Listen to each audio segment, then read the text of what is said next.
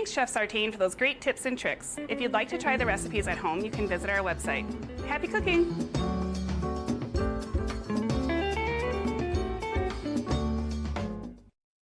Did you know that smoking is the leading cause of fatal fires? If you smoke, you need to smoke outside and away from any buildings. Make sure you extinguish your smoking materials in a metal or glass container filled partway with sand or water. Never smoke in bed or while tired. Make sure you keep lighters and matches picked up and away from children. Make sure you have working smoke alarms in your home and test them monthly. If you need to replace or get additional smoke alarms, please call 651-228-6273. We can help. See you next time.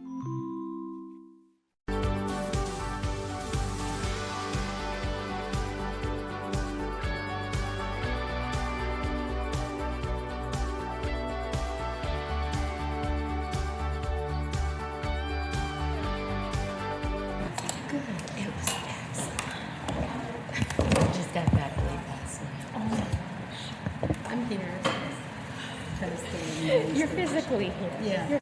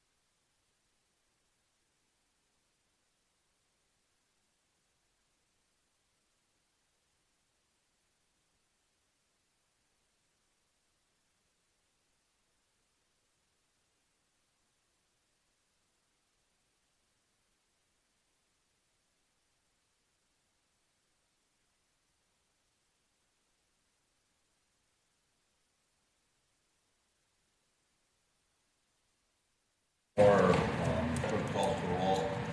We have two commissioners.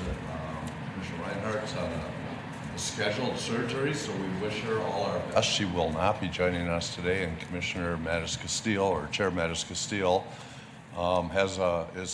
is at home recovering but able to join us remotely. And again, we wish you, Chair Mattis Castile, quick recovery to get you back in the chambers here. So with that, roll call. Carter. Here. Redham. Here. McDonough. Here. McGuire. Here. Ortega. Hi. And Mattis Castile. Here. We'll stand for the Pledge of Allegiance. I pledge allegiance to the flag of the United States of America and to the republic for which it stands, one nation, under God, indivisible, with liberty and justice for all. Good morning. Good morning. All right, I'm going to start off by reading our land acknowledgement that we've been reading for the past few meetings here.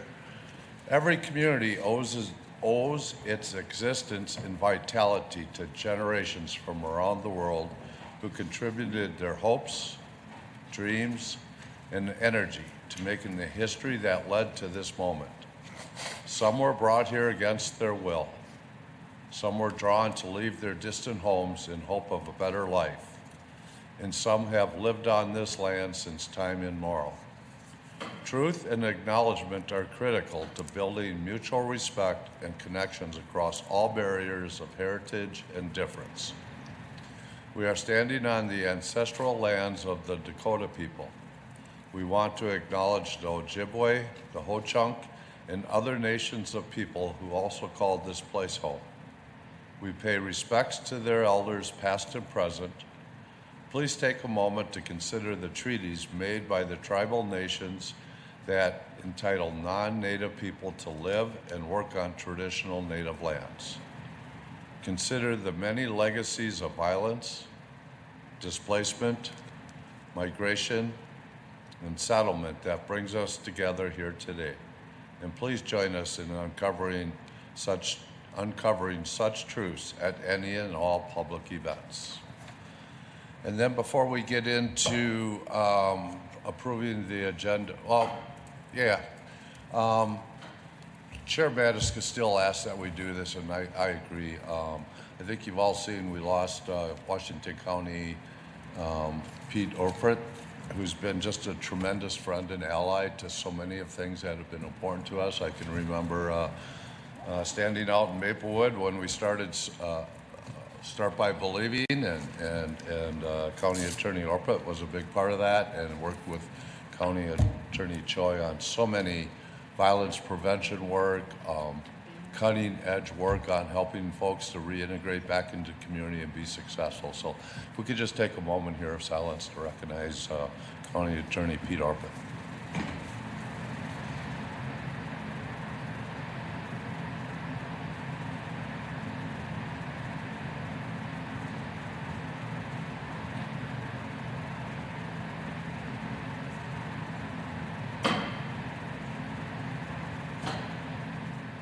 Thank you.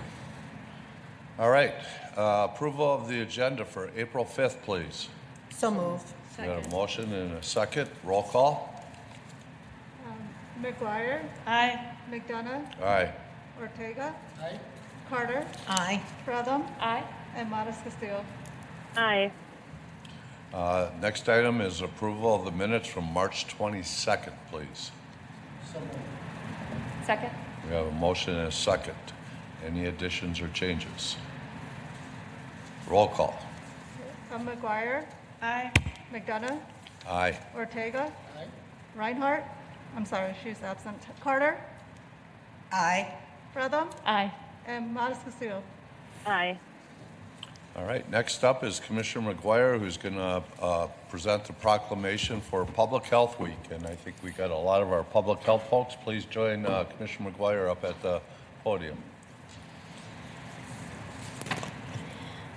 Yes, thank you, Mr. Chair. I'm excited to be joined by our public health officials in our county. I feel like every week has been Public Health Week these last few years. I'm sure the rest of you do too as well, but thank you for joining me here. And it is indeed my honor to recognize this week as Public Health Week. And during April, which is Counties Month, National Counties Month, it's appropriate that we have a Public Health Week during Counties Month because public health is such an integral part of everything we do, and I want to thank all of you for that. And with that, I'll read this proclamation on behalf of the board. Whereas the week of April 4th through 10th, 2022 is National Public Health Week, and the theme is Public Health is Where You Are. And whereas a person's health status can differ drastically by where they live due to social determinants that negatively impact health, such as poverty, transportation barriers, lack of economic opportunity, environmental threats, and lack of access to healthy food and health care. And whereas U.S. life expectancy dropped from 2014 to 2017 in the longest sustained decline since the Great Recession, and only in 2018 began to increase again, U.S. life expectancy then dropped again in 2020 by a full year, which is the largest drop in life expectancy since 1943. And whereas public health professionals help communities prevent, prepare for, withstand, and recover from the impact of a full range of health threats, including disease outbreaks such as the COVID-19 pandemic, tuberculosis, natural disasters, and disasters caused by human activity. And whereas public health action, together with scientific and technological advances, has played a major role in reducing and, in some cases, eliminating the spread of infectious disease, and in establishing today's disease surveillance and control systems. And whereas preventable risk factors such as physical inactivity, poor nutrition, tobacco use, and excessive alcohol use are leading causes of chronic disease, and 6 in 10 U.S. adults have a chronic disease, and 4 in 10 have 2 or more, and chronic diseases cause 7 of every 10 deaths annually in the United States. And whereas the COVID-19 pandemic has illuminated and exacerbated racial inequities in Ramsey County, and other local, state governments and public health leaders have declared racism a public health crisis. Now, therefore, be it proclaimed, the Ramsey County Board of Commissioners declares April 4th through 10th, 2022 as Public Health Week in Ramsey County. And be it further proclaimed, the Ramsey County Board of Commissioners commends St. Paul Ramsey County Public Health staff, as well as other partners who collaborate with public health, for their work to help our families, friends, neighbors, and co-workers better understand preventive habits to live longer, healthier lives. Thank you so much.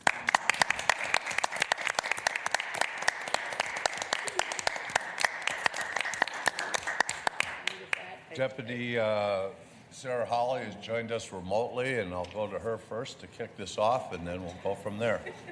Deputy Director Holly. Thank you, Chair, Commissioners. Thank you for proclaiming it Public Health Week in Ramsey County. Today's proclamation and this year's theme is Public Health is Where You Are. It perfectly describes why many public health practitioners, advocates, leaders, educators, and professionals do this work each and every day, because we can all make a difference and impact our community's health and well-being.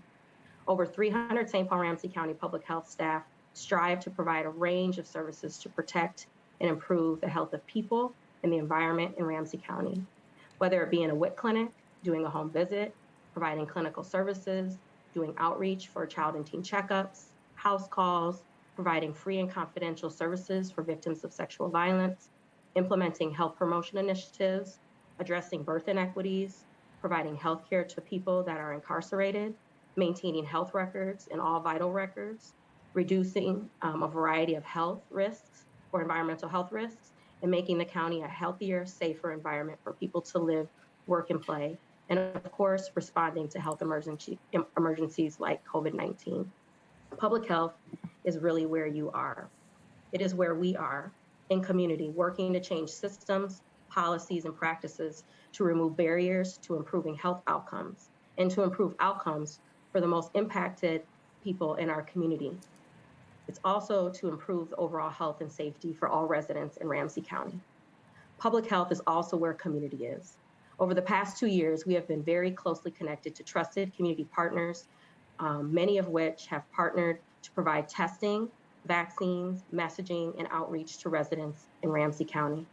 Our community leaders and partners are here with us today, both virtually and in person in the board chambers. And we just like to say thank you for everything that you do on behalf of public health, with public health, and on behalf and with community. Now I'd like to turn it over to Incident Commander Laura Anderson. Welcome. Thank you, Director Holly. In chambers with us today, I have just a handful of the community agencies and folks who were truly on the line with us over the past 2 years, first with testing events and then later with vaccine events. So with us in chambers today, we have Chris Michaels representing Catholic Charities. We have Erica Prosser representing St. Paul Parks and Recreation. And we also have Christina Flood, who represents St. Mary's Health Clinics. I'm going to give you a short list, a very short list of other organizations and partners who made a huge difference in Ramsey County residents' lives over the past 2 years. So take a minute. It's going to take me a few to get through this. But I did want to attempt to acknowledge everyone. Stair Step Foundation, Mounds View Public Schools, Roseville Area Schools, White Bear Area Schools, St. Paul Public Schools, Nurses at the Cultural Wellness Center,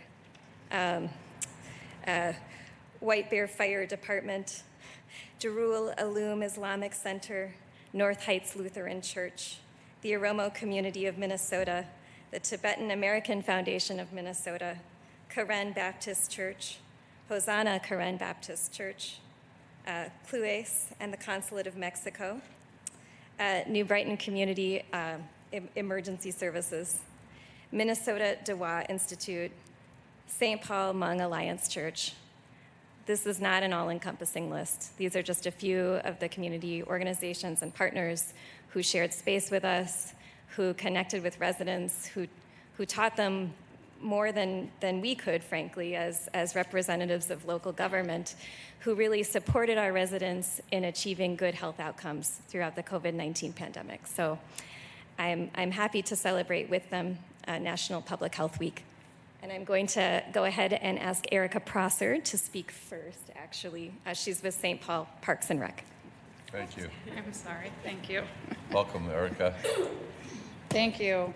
Thank you, Commissioner McGuire. Thank you, Commissioners. My name is Erica Prosser. I am the Deputy Director of Parks and Recreation for the City of St. Paul.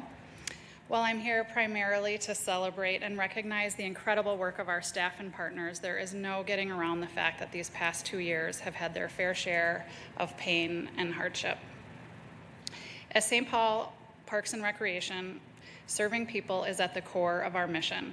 Throughout the course of the pandemic, our teams have never stopped showing up. I am incredibly proud of our frontline staff for their adaptability and grit. They have proven that we can quickly and safely adjust our services based on the current public health needs and guidelines. In partnership with Ramsey County, we have been able to turn recreation centers into accessible locations for testing and vaccinations to ensure that everyone in our community has access to these vital public health tools and resources. We have been able to provide emergency shelters for some of the most vulnerable neighbors. We've also tapped into St. Paul and Ramsey County's most valuable resources, our youth.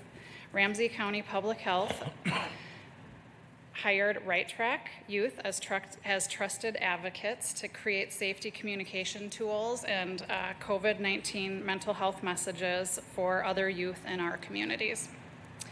The past couple years have further revealed what we already know to be true. Our work is essential. I also, standing before you, would be remiss if I didn't mention another public health epidemic in our community, and that is youth violence. And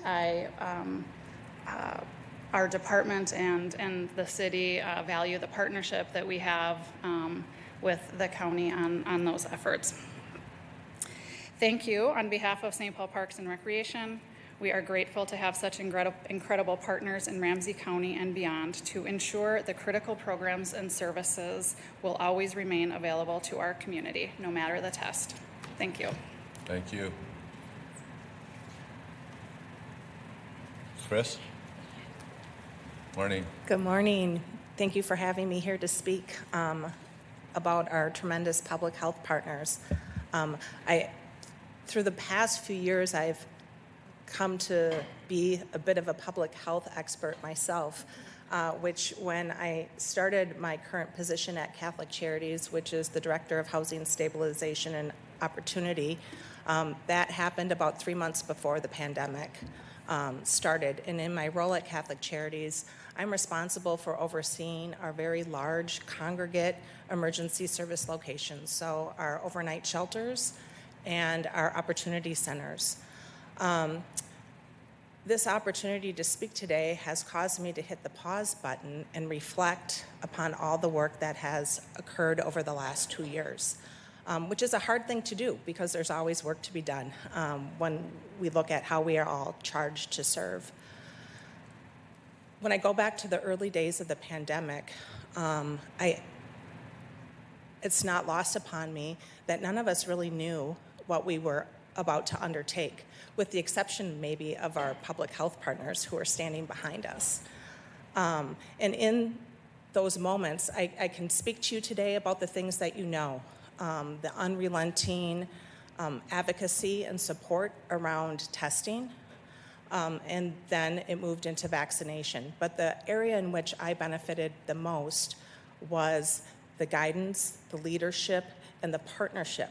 When you are faced with a pandemic, when all of the very reasonable and practical guidance centers around messaging around stay home and stay safe, socially distance, masking mandates, symptom screening and checking.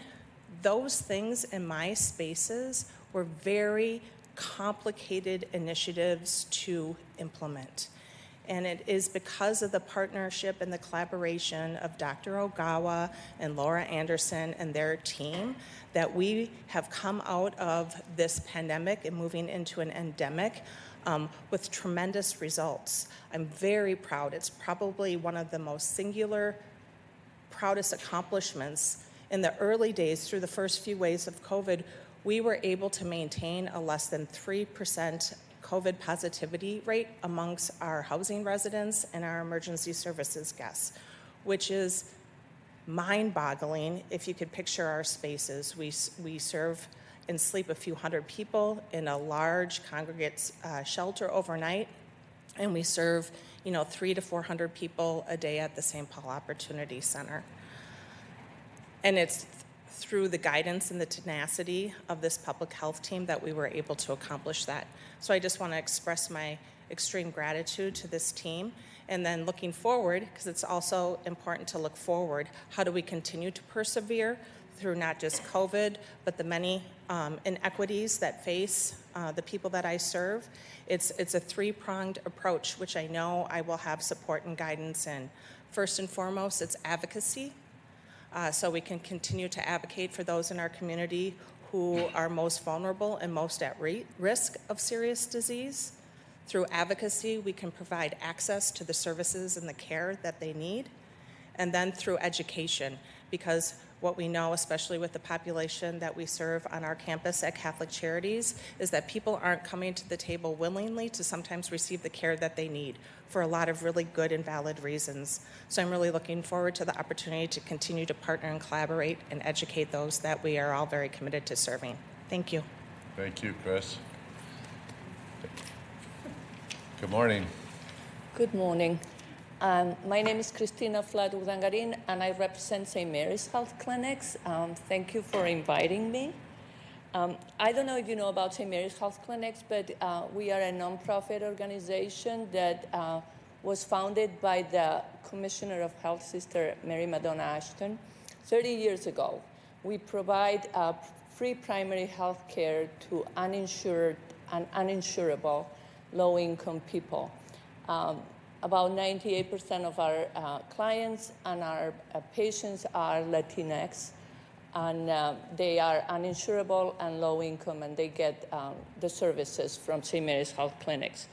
We also have a partnership, for the last 10 years, we have a partnership with the Mexican Consulate of St. Paul, where we provide outreach services at the consulate for the Mexican nationals living in Minnesota. So when the pandemic started, we were eager and ready and wanted to work and help the community bring the test, initially the test out to the Latinx community, those who are underserved, that are usually hard to reach, but we didn't know who to partner with. So we contact different partnerships, different agencies, government, private, nonprofits, and Ramsey County answered the call.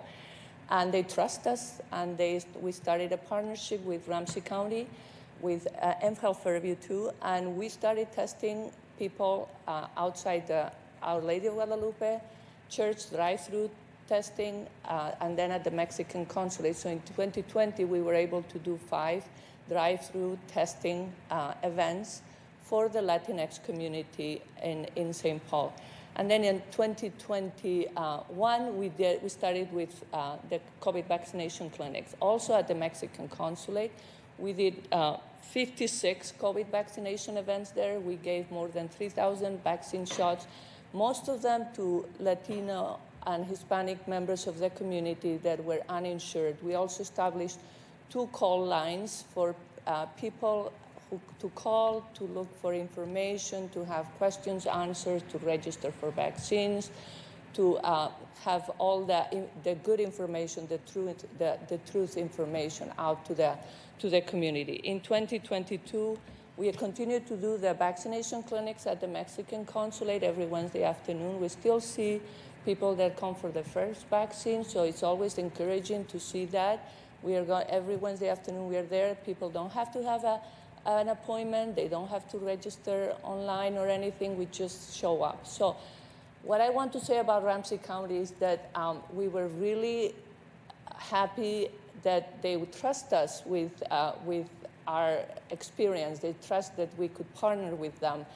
Very professional, very flexible, because we do things like, I don't know, in outreach, you just work with what you have. You just make it happen. You roll with the punches. The space is not perfect. You have to set up, you have to clean up, you have to do it all.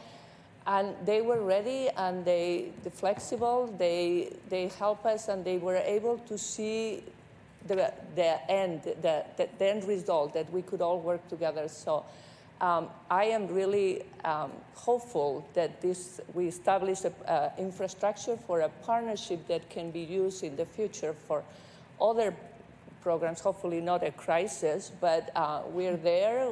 We have the infrastructure to reach the Latinx and the Hispanic community in Ramsey County. So thank you very much, and we are very happy with everything we've done. I'm very proud of the work we've done with Ramsey County.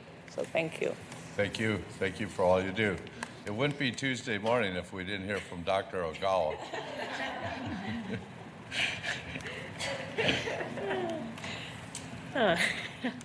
Chair, Commissioners, thank you so much for having us here for the proclamation recognizing public health.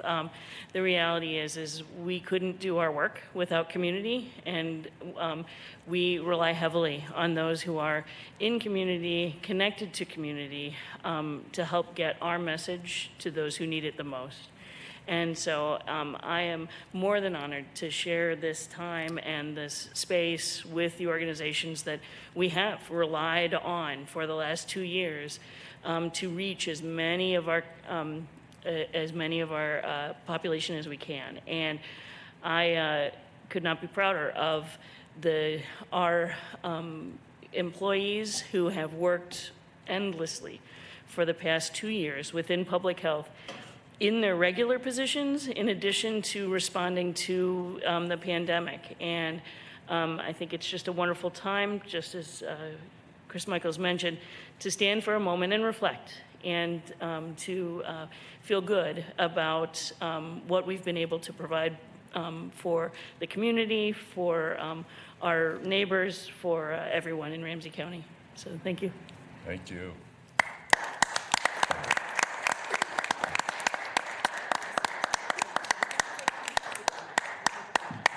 That's for all of you, and for each and every Ramsey County public health employee, and for every employee and individual, a part of all the community organizations that have been a part of this. Before we snap the photo, I do want to go back to Sarah to see if you got some final comments, and I'll pass it off to Ryan here then too. So Sarah, anything? Thank you, Commissioner McDonough, Madam Chair, Commissioners, County Manager O'Connor. I just want to say an incredible thank you to the board and to our community, our residents. Public health is really where you are. And so we can each and every day, each of us can make a difference and impact the health and well-being of our community. And it's not just centered around COVID-19, it's centered around everything that we do to stay healthy and safe. So just a big thank you, and just a huge honor for public health this week. Check us out online to see what's happening in our community. Visit one of our WIC clinics. Reach out to us. We are here to serve you. So thank you so much for having us today. Thank you, Sarah. Ryan? Mr. Chair, members, and to everyone who was a part of the recognition and proclamation today, thank you for your work. It is a partnership, and at the end of the day, people who come in with needs don't differentiate between, is it Ramsey County or St. Mary's or Catholic Charities or St. Paul? It doesn't matter.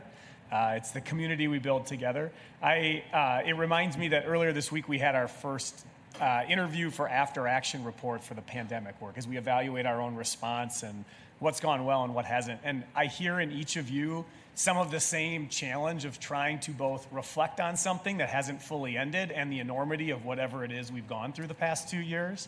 I share that and understand that, and I appreciate hearing it from others as well, because it is daunting and your brain can't even fully sort it yet. But I do believe when we look back, we'll be very proud of the collective response that led with a public health lens. So thank you all. All right. Here we are.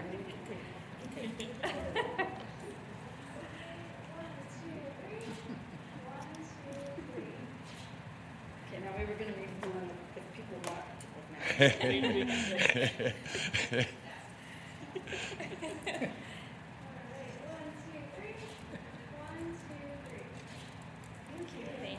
before you all run off, just on behalf of the board, I want to just, between all of your comments and observations today, really highlighted, I hope, for the public, the expertise and the experience Ramsey County public health employees bring, layered on and integrated with all the organizations that are trusted within our community to meet our folks that live in our community where they're at, to be able to have an impact and hopefully help them live a healthier life. So thank you for that. That story was heard loud and clear today, and we really appreciate that. Please pass it along to each and every one of the employees of your organizations and our organization that the board really appreciates its work that's being done, and it is making a difference in our community. Thank you.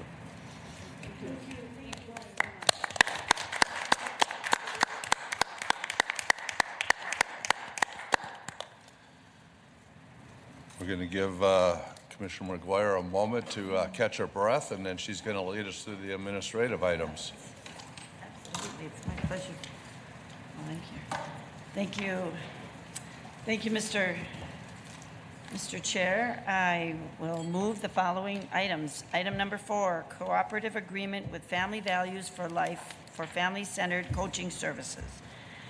Item number 5, grant award from Minnesota Department of Public Safety, Homeland Security and Emergency Management for the 2022 Urban Area Security Initiative. Item number 6, agreement with Innovative Office Solutions for countywide promotional items and purchasing site. Item 7, agreement with Pictometry International Corp. For aerial imagery and web services. Next, item 8, pipeline regulator station and easement agreement with Northern States Power Company for permanent and temporary construction easements at 2180 Hamlin Avenue North in Roseville. Item number 9, agreement with Minnesota Made Youth Association for ice rental.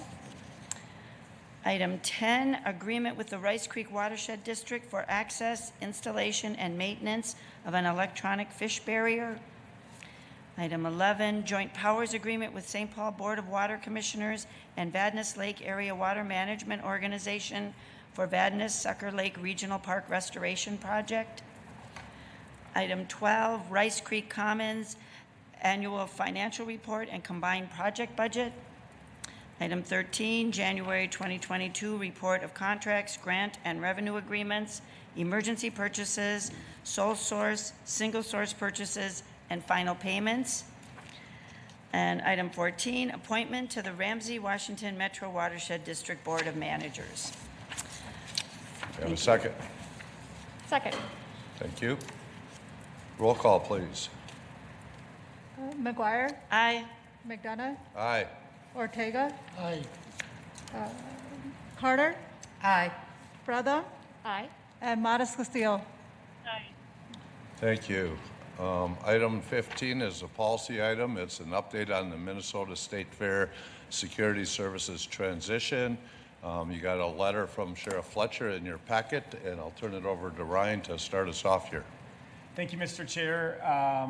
Back a few months ago, you all had a conversation with the sheriff and the sheriff's office regarding the transition of State Fair Security Services, at which time they pledged to come back as a part of that transition and provide an update. The memo put in today's packet is part of that memo, and then Sheriff Fletcher and the team are here to provide a verbal update as well, and I'll turn it over to the sheriff. Sheriff, welcome. Thank you. Greetings. Nice to be back.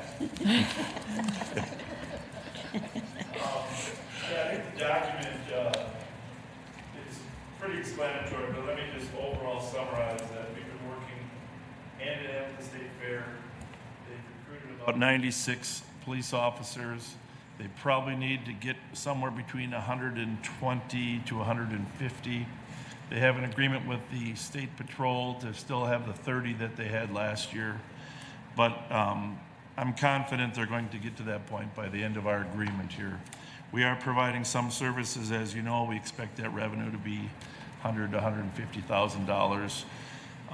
But by July 1st, they will be on their own, it's a huge undertaking, as you might imagine. Policies that have to be adopted, technology, squad cars, et cetera. But, you know, as the document lays out, we've met with them on numerous occasions. I'm confident that we're on the right trajectory to conclude our official arrangement with them by the end of June. But would welcome any questions you have. Yeah.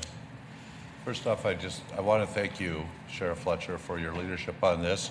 I mean, I go back to the announcement when they were no longer going to do their own policing, and it was a short window. It was in the middle of a COVID crisis. It was after a year where we, you know, struggled with any events, and you know, there was a lot of unanswered questions, but you know, you were at the table. We were able to pull off the Great Minnesota Get Together, but now we're, I think, on a path, and sometimes it's not bad to take things apart and put them back together, and I think the State Fair might find out that sometimes tradition can get in the way of us improving and strengthening our response to the community. So you've been a part of it. You've been responsive to the board. Your memo is very thorough, and we appreciate the work you've done. Any questions from commissioners? Commissioner Fretham. I don't have a question. I just wanted to thank you again. I think when you came to us last year about providing services at the State Fair, your number one concern was making sure this event that happens in our county is safe, and that it was safe enough for you to feel comfortable sending your kids and family members, and that we would as well. And I appreciate your work on this transition as well and supporting them into creating their own force, because once again, I can see that the goal here is safety and making sure they're able to make sure our community is safe. And I appreciate that. Well, and thank you, Mr. Chair, for your comments there. And it has been a team effort with the county board, and of course the county attorney's office has been critical, and of course Ryan as well. I want you to know that from the very beginning, this wasn't something we were trying to take on. We just felt an obligation to try to help the fair be safe. And you know, I'm very comfortable with their new plan. They did make some changes. They're paying the people that are coming more than they had in the past, and that's a huge thing to recruit people. Recruitment and retention in law enforcement, as you all know, is a critical issue. And at the State Fair, they pay less than most, but they did raise their salary a little bit for people coming to work at the fair. But you know, I appreciate the support. I appreciate the extension that you allowed us to have for the 6 months. I think that was critical to get over that hump and make sure there are no critical incidents at the fair. Great. Commissioner McGuire, did you have a comment? No. Okay. I want to check in with Commissioner Mattis-Castile. We haven't forgot that you're there, but I just want to make sure I'm checking in with you. You were a part of helping us get through a lot of this. So. That's all good. Thank you very much for the We are having a little difficulty hearing you here. all good. I think the sheriff's got his foot on the mute button. I'm not sure. I'm just teasing you. I'm sorry. We got to laugh a little bit, right? I agree. Humor is essential in this business, isn't it? Commissioner Mattis-Castile, give it another try here once. I'm all good. Thank you very much. Perfect. There we go. All right. And there's a laugh there, too. So, Ryan, I'll let you wrap it up. I think we're in a good spot here. Thank you, Mr. Chair. Sheriff Fletcher, I agree. I think the partnership has worked well. It's tricky when these things fly in the way this one did. We didn't ask for it. We just happened to be where we're happy to host the fair going forward with a state solution around security. And it is, I would say, one of the benefits from this that the sheriff didn't mention, but I think could be a long-term benefit too, is by being even closer to the fairgrounds last year during the fair, the level of operational understanding and interoperability that exists, it was strong before, but it clearly is going to be even stronger going forward in case there's ever a moment of need for other reinforcements or responses. I feel confident that the sheriff's office stands at the ready to be able to support. Great. Thank you. All right. Seeing no further questions, thank you. Appreciate it. All right. Our next item is ordinance procedure, item number 16. It's the proposed Community Economic Development Department ordinance.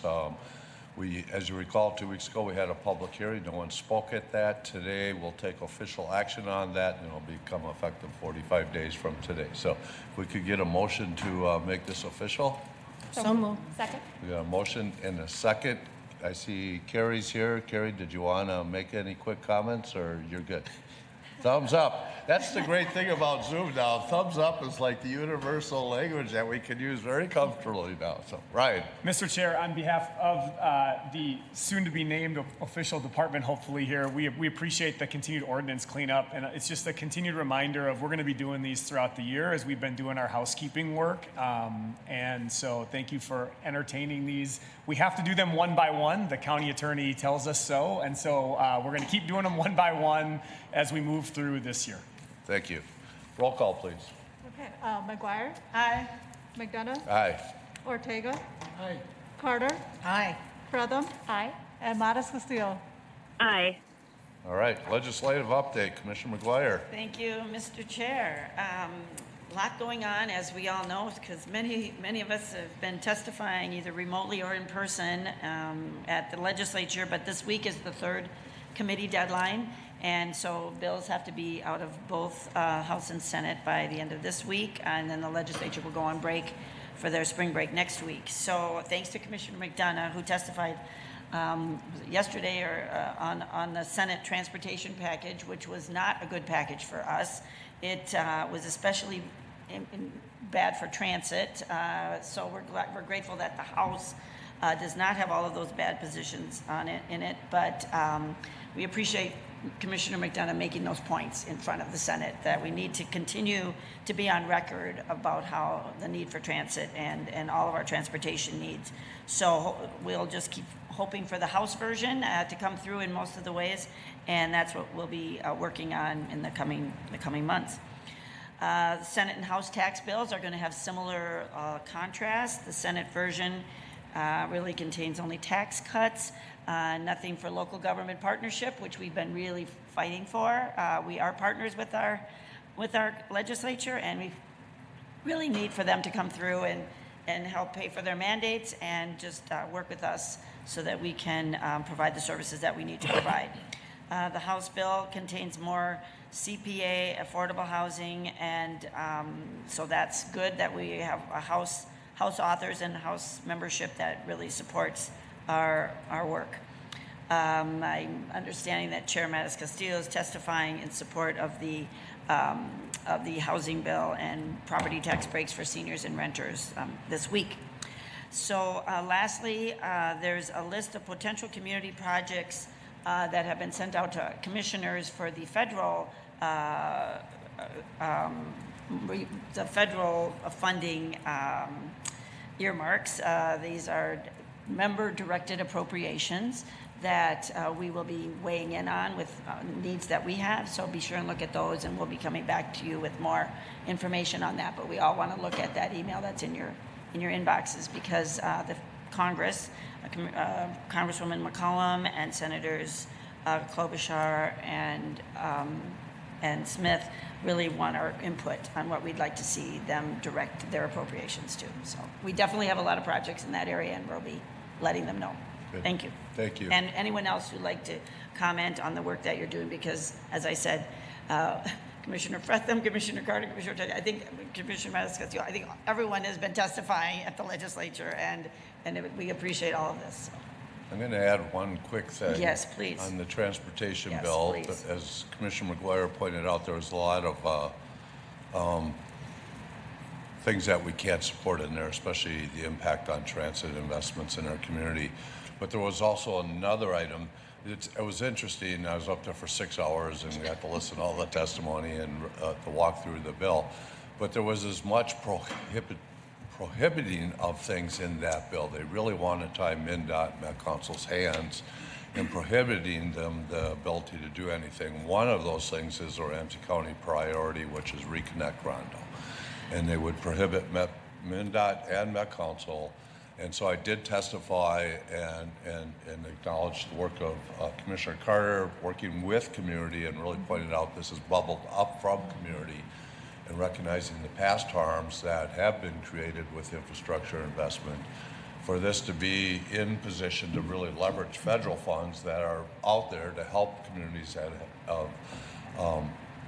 have areas like we have where those past harms are still lingering, the effects of those are still lingering, and to be able to have an impact. So I did bring that up. Commissioner Carter, I did see your hand up. And I that could is imagine what you wanted to talk about. Yes, and you have covered it, and I appreciate your having mentioned that at the legislature in your testimony. I also appreciate the support of this board. Certainly that project has come quite far through the years.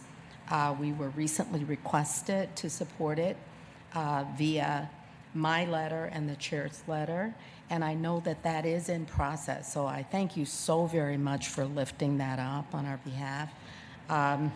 These things go up and down, and we need to stay focused because an effort like this could mean a tremendous amount, not just to the community that surrounds the Reconnect project, but to all of us, because of the enhancements for Ramsey County overall.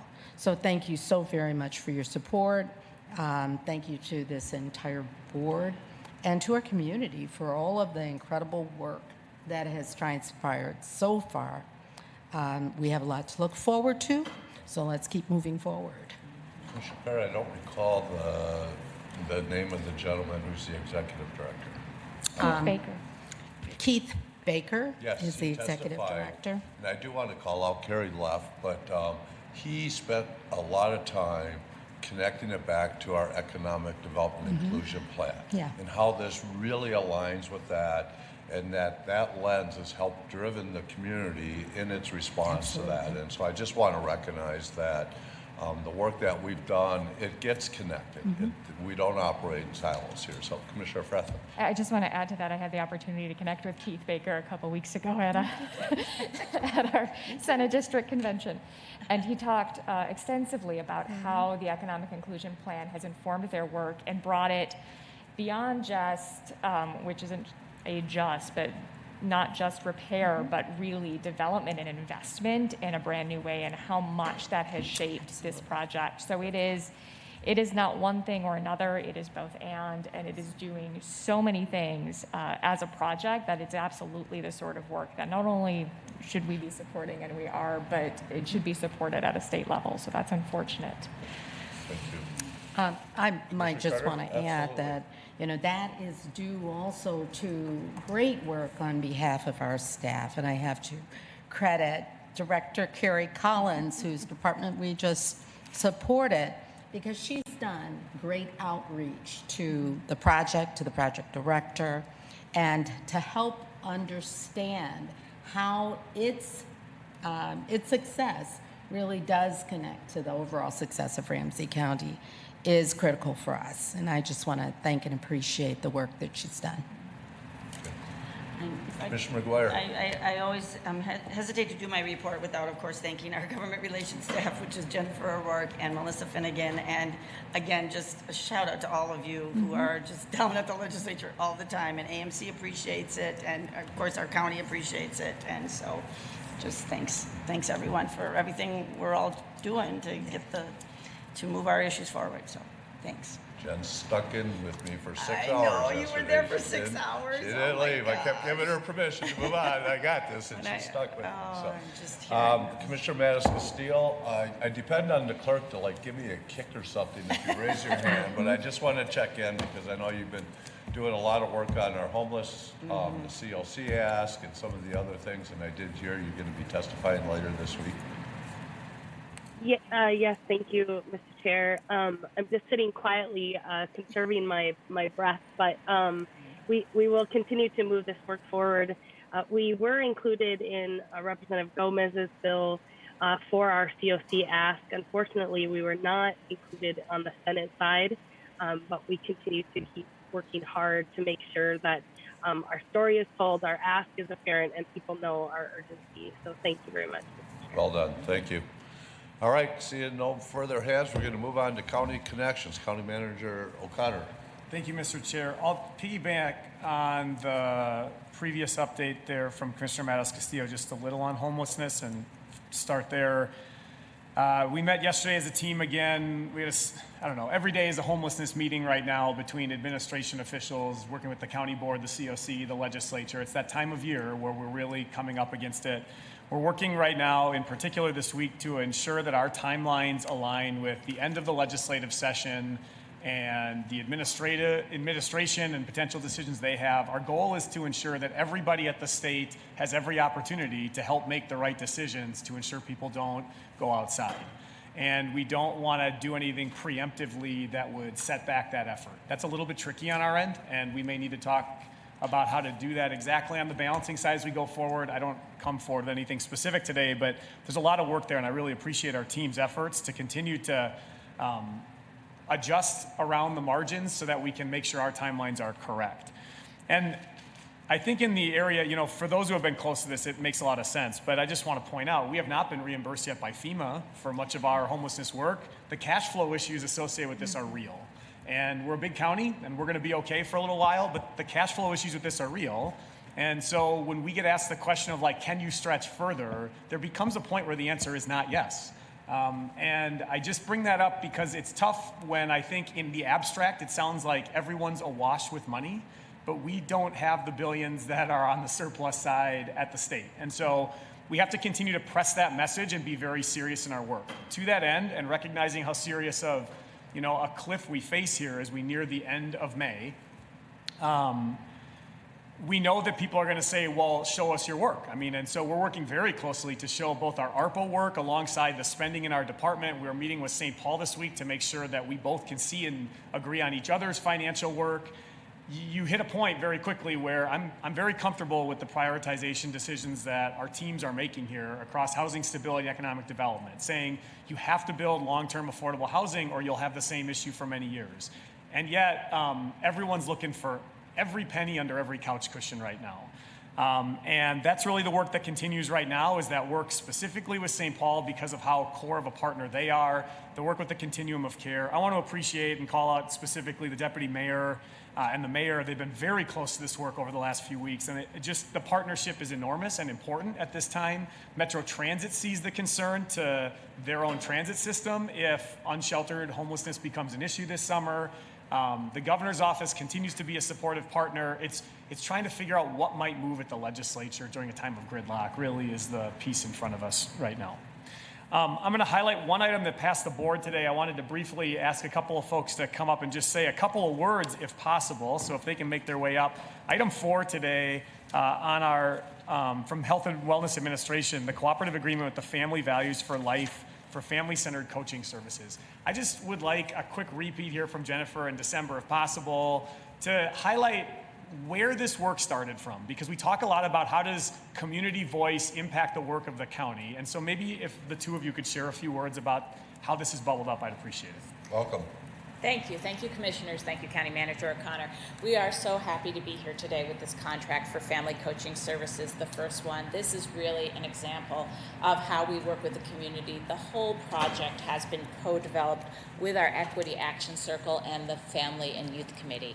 And I want to particularly thank Ms. Alfreda Flowers, Abby Gadea, Montanay Epps, Shelley Fontaine, and Elder Mary Kay Boyd, who have worked with us tirelessly over several years to come up first with the concept that we want to have family coaches, which you heard in the recommendations that came from the Equity Action Circle, and now are becoming a reality with our move into having a contract with a vendor who's going to focus on the African American community to provide family coaching services. We have worked with the community to develop the idea, to develop the funding, to put forward the grant proposal, to select the vendor, and now to move forward with guidance. So we really have worked together on this. And also in the hiring of our wonderful coordinator of early care and education, December Brakefield. And I just wanted to invite her to just say a word about what we anticipate the family coaches will be doing. Sure. I'm so excited. This day is a while coming, even before I joined, and to have a function in the community that is going to be supporting families get the resources that they need, goal setting, and offer a holistic, fluid approach to meeting those goals is just a really exciting moment, and we're excited to partner with the organization that we chose to do so. So. Thank you. Thank you, Jennifer. Oh, I'm sorry. I got Commissioner Carter, then Commissioner McGuire. Okay, thanks. You know, I just really celebrate this work along with you, the rest of the board, and all of Ramsey County. And I just wanted to remark how the connection is so clear. We are celebrating Public Health Week also. And it's interesting that we have social determinants of health which can negatively impact our health, but those are the same determinants that can positively impact our health. And this coaching approach will help move our people in community toward those positive aspects of the social determinants of health. We know we're talking about our youngest, but we're also talking about their parents and their community, their extended family, and the community around them. And I just want to thank you for appreciating the voices of community as they lifted up for us the need for this approach. It really is truly about family stabilization, about the stabilization of whole families and whole communities. This is a drop in the bucket, but it has ripple effects that I am certain will go very, very far as we continue to work toward efforts to stabilize our families, to enhance our communities. And thank you so very much for your attentive ear and for the hands that have put this work together with our community. Thank you, Commissioner. McGuire. Thank you so much, Mr. Chair. I was making my notes for my update, but I want to do it in front of Jennifer Schuster-Yeager and December Brakefield, because Commissioner Fretham and I, thanks to Commissioner Carter, are lucky to serve as co-chairs of the early childhood care and education work that we're doing. And so we get to hear all of the great work that you two are both doing and on a regular basis, because the work that we're doing now with family coaching, but just all the work we're doing with our youngest residents, with our early care and education. I just want to say thank you so much for continuing that work. We had a meeting last week where we heard from community, and our next meeting we're going to hear even more about how we've got this work internalized in all of our systems. It's not just a program, it's inherent in what we do, and I just want to thank both of you for helping make that all happen, and others I know, but thank you both for that. Good work. Good. Commissioner Fretham. I'll just add my thanks as well to all the work that you've done, and note that in addition to being community driven, as a coaching model, as a former literacy coach, coaching is like the way we invest and actually see long-term sustainable change in communities. There's a plethora of research on there on how coaching as a model actually accelerates growth and learning, accelerates change, and makes it last.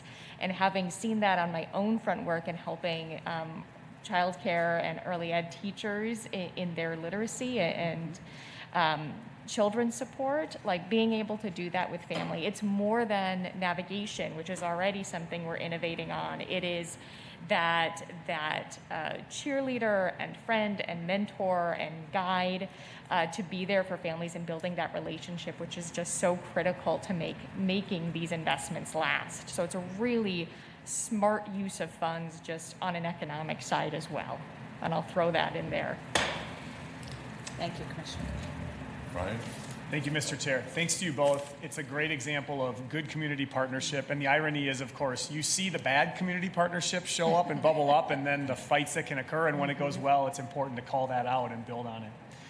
Two other updates.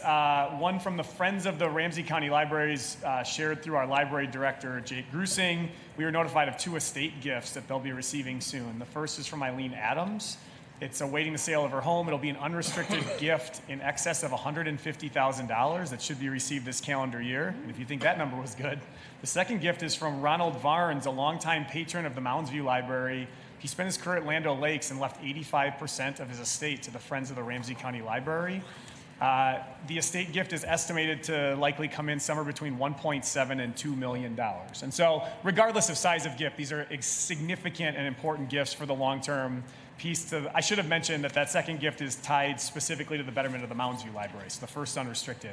But huge pieces from the Friends of the Ramsey County Library, really big opportunity for our future there. And as we think about all of the ways, you heard the budgetary pressures, we discussed them last year during the budget cycle. It was really exciting to get that note. I'm going to shift gears and close on a piece here. We received an email over the weekend, and I'm going to read parts of it to you.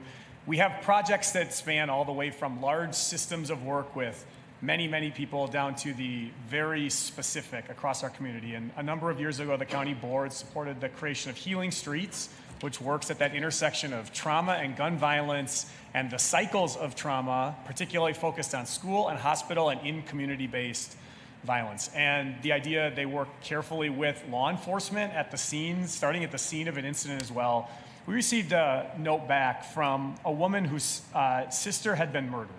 And as we read pieces around this, I just want to share a little bit about this individual talks about not knowing where to go. And yet then I received a call from a wonderful angel. His name was Mark Campbell. Many of you probably know Mark.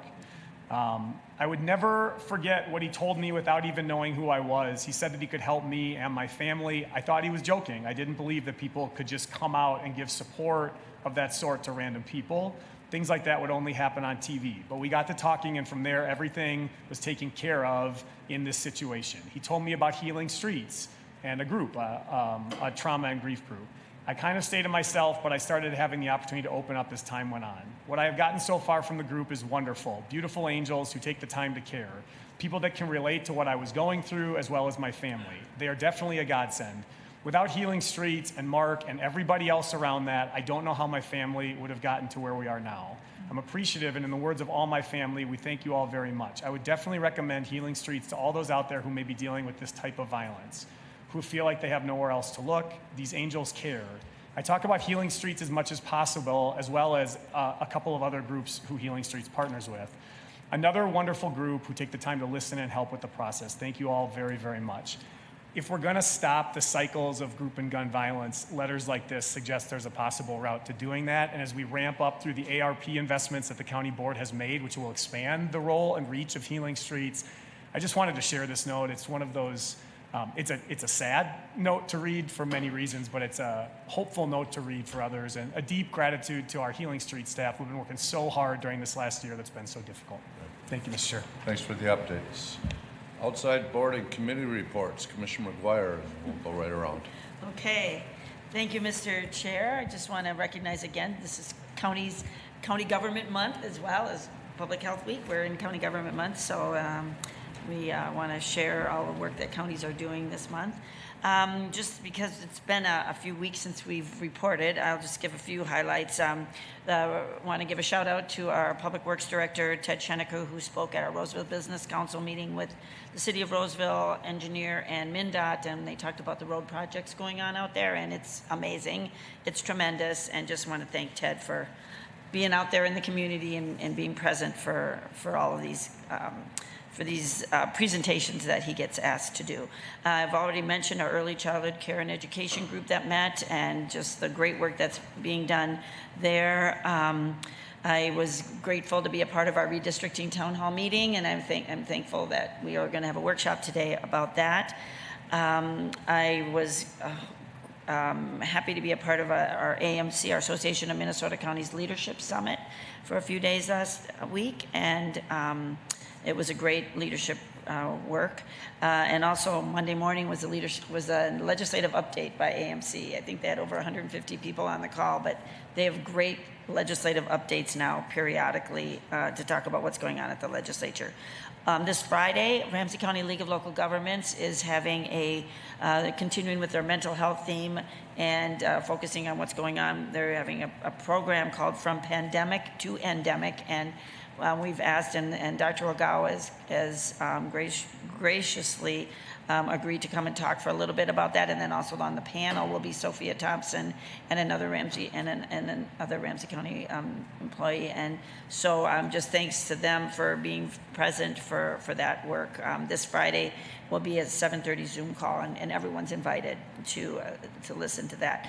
I just want to give a shout out also, and Commissioner Fretham may talk about this as well, but we interviewed people for the Ramsey Washington Metro Watershed Board of Managers, which we've been wanting to do, and we did, and we had several great candidates, and I just want to congratulate Matt Kramer for coming through that, and we appreciate both of these amazing candidates for putting themselves forward, and we know that Matt will do a great job on that board. Thank you. Commissioner Ortega. No, this is good. Commissioner Fretham.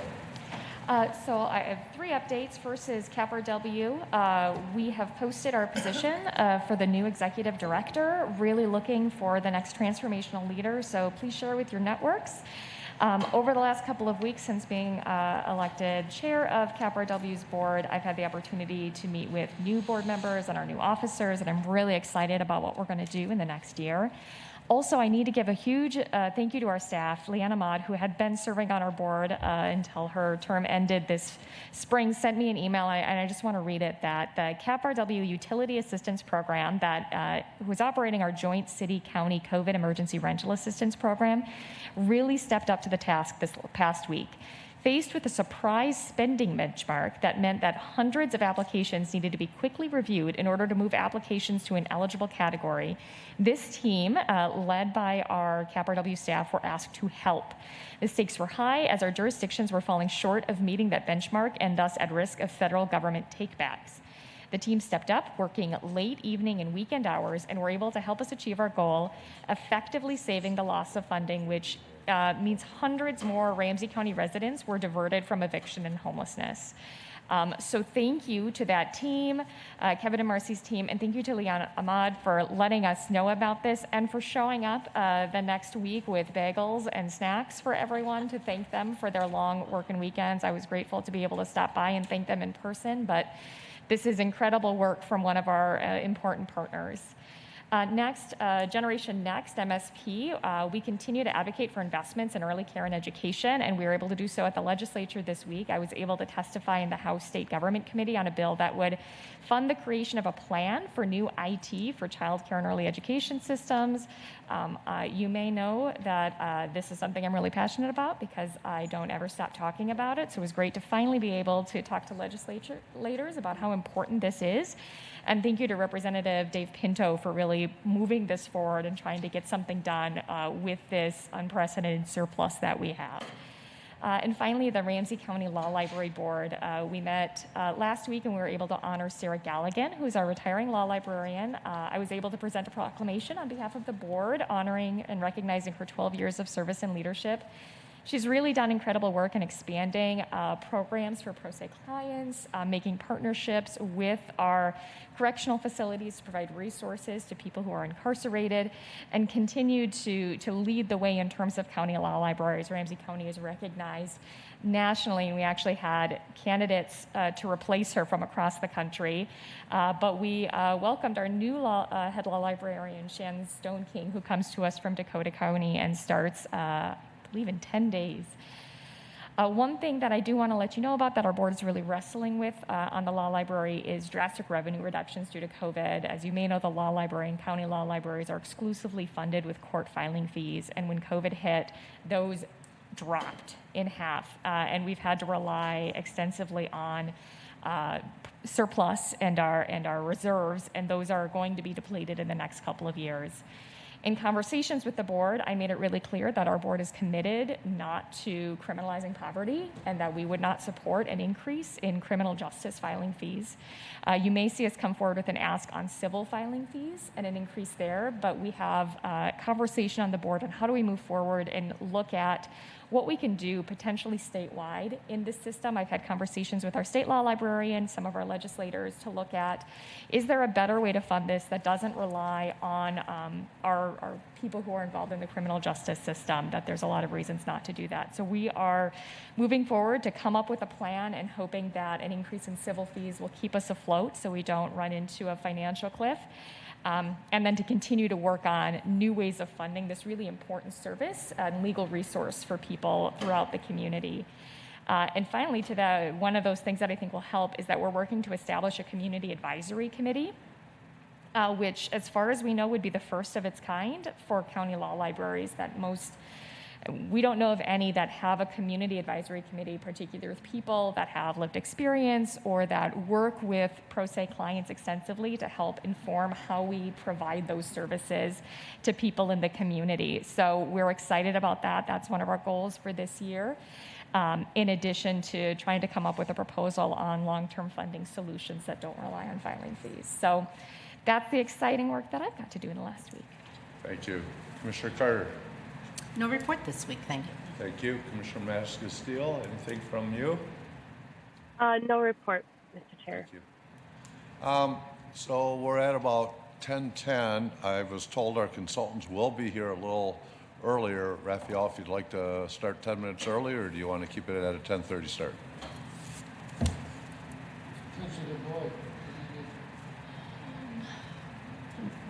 Let's start at 10:30. 10:30? All right. So at 10:30, we'll start our county board workshop, redistricting the commissioner districts. And then at 1:30, we have another workshop, Information and Public Records Committee of the Whole, Enterprise Service Courthouse. And both of those will be down in room 220. With that, we're adjourned. The morning workshop will be up here. Oh, I'm sorry. Yep, okay. We heard you say. Okay. Okay, well then. My computer.